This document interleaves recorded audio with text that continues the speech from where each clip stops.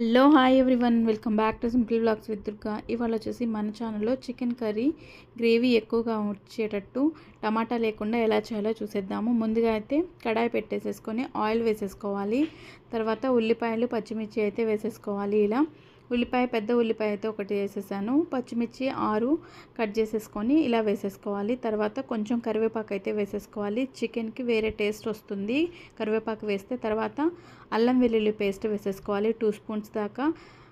తర్వాత శుభ్రంగా కడిగిన చికెన్ అయితే వేసేసుకోవాలి. చికెన్ స్మెల్ రాకుండా ఉండాలంటే పసుపు, ఉప్పు, కొంచెం నిమ్మకాయ పిండేసి బాగా శుభ్రంగా కడిగితే నీచు వాసన అనేది రాదు. తర్వాత పసుపు, ఉప్పు వేసేసి బాగా మగ్గించేసుకోవాలి. మూత పెట్టి ఒక 15 నిమిషాలు మగ్గించేసుకోవాలి. ఇక్కడ చూపిస్తున్న చూడండి, ఆ విధంగా ఒక 15 నిమిషాల తర్వాత బాగా ఉడుకుతుంది. తర్వాత మనకు దీంట్లో మెయిన్ ఇంగ్రీడియంట్ అనేది పెరుగు మాత్రమే. ఒక కప్పు పెరుగు వేసేసుకొని బాగా కలిపేసేసుకోవాలి. పెరుగు వేసిన తర్వాత బాగా గంటెతోటి ఇలా కలిపేసేసుకోవాలి. తర్వాత రుచికి సరిపడా కారం అయితే వేసేసుకోవాలి. మనం కారం ఎంత తింటామో దాన్ని బట్టి కారం అయితే వేసేసుకోండి. ఇక్కడ కారం వేసిన తర్వాత బాగా ఇలా కలిపేసేసుకోవాలి.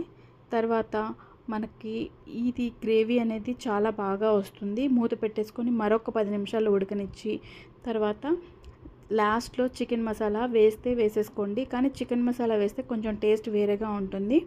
దీంట్లో అయితే నేను ధనియా పౌడరు, గరం మసాలా ఏది వేయలేదు, కానీ చాలా టేస్ట్గా ఉంటుంది. ఒకసారి అయితే ట్రై చేయండి. ఇంతేనండి. మీకు కనుక నచ్చినట్లయితే నా వీడియో లైక్ చేయండి, షేర్ చేయండి, సబ్స్క్రైబ్ చేయడం మర్చిపోవద్దు. లాస్ట్లో కొత్తిమీర మాత్రం గార్నిష్ చేసేసుకోండి. Thank you for watching.